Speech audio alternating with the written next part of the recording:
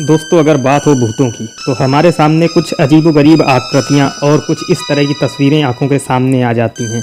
लेकिन क्या आपको ये पता है कि हमारे घरों की शान बढ़ाने वाली पेंटिंग्स जो हमारी दीवारों में टंगी रहती हैं वो भी भूतिया हो सकती हैं।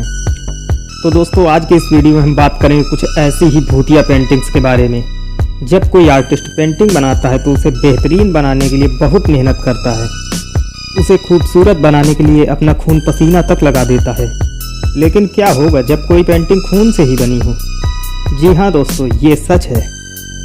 दरअसल सन 2010 में इंग्लैंड में रहने वाले एक व्यक्ति सील रॉबिन्सन की दादी की मृत्यु हो जाती है और दादी की संदूक से उन्हें एक पेंटिंग मिलती है जिसका नाम था द एंगिस्ट मैन, यानी कि दुखी आदमी। कहते हैं कि इस पेंटिंग को बनाने में पेंट के साथ साथ खून का भी इस्तेमाल किया गया था और पेंटिंग बनाने के तुरंत बाद आर्टिस्ट ने सुसाइड भी कर लिया था। तब से उसकी रूह इस पेंटिंग से जुड़ गई। इस पेंटिंग को जिसने भी अपने घर में लगाया उसके यहाँ रात में अजीब अजीब सी आवाज़ें आती थीं और कुछ लोगों के साथ दुर्घटनाएं भी हुई थीं।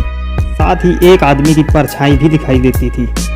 इसके बाद लोगों ने इस पेंटिंग को अपने घरों से हटा दिया और इसे भूतिया करार दिया गया। कोई भी पेंटर ये नहीं सोचता कि उसके द्वारा बनाई गई कोई खूबसूरत पेंटिंग एक दिन सबके लिए डरावनी कला का नमूना बन जाएगी। दरअसल जो पेंटिंग आप स्क्रीन में देख रहे हैं ये एक कैमरे से ली गई रियल पिक्चर है। इसे जेम्स नाम के एक प्रोफेशनल फोटोग्राफर द्वारा लिया गया था। जेम्स की दोस्त लौरा को ये तस्वीर इतनी पसंद आई कि उन्होंने इस पर एक पेंटिंग बनाने का फैसला किया। उन्होंने जैसे तैसे करके पेंटिंग तो बना डाली, लेकिन पेंटिंग को बनाते समय उनके साथ भी कई अजीब घटनाएं हुई। जिस किसी भी जगह इस पेंटिंग को लगाया गया वहाँ अजीब अजीब सी घटनाएं होने लगीं। ये पेंटिंग दीवार पर टंगे टंगे अपने आप टेढ़ी हो जाती थी।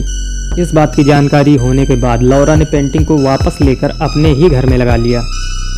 इसके बाद से ही लौरा को अपने घर की कई सारी चीज़ें टूटी हुई मिलने लगीं और जिस दीवार पर यह पेंटिंग लगी थी वहाँ की छत से पानी टपकने लगा।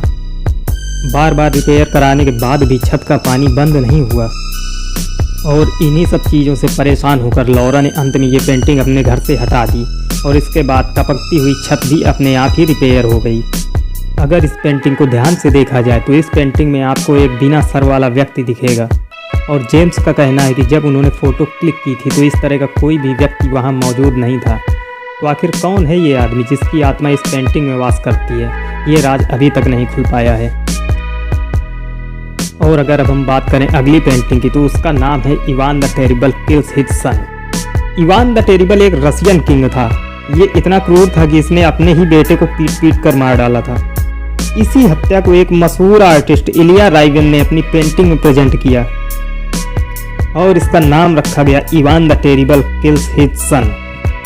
इस पेंटिंग को पहली बार जब रूस की पेंटिंग गैलरी में दिखाया गया तो माहौल बहुत ही डरावना था।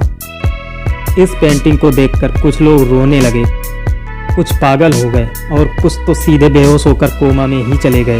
इसके बाद इस पेंटिंग को हॉन्टेड मान लिया गया और कहा जाने लगा कि इस पेंटिंग में इवान के बेटे की आत्मा का वास है और इस पेंटिंग को हमेशा के लिए हटा दिया गया। तो दोस्तों, क्या आप इन पेंटिंग्स के बारे में पहले से जानते थे? अगर हाँ तो कमेंट करके ज़रूर बताइए। अगर वीडियो अच्छी लगी हो तो वीडियो को लाइक कर लीजिए और अगर आप चैनल पर पहली बार आए हैं तो चैनल को सब्सक्राइब भी कर लीजिए। और हाँ भाई, अगर आपने सब्सक्राइब कर लिया है तो उसके लिए दिल से थैंक यू।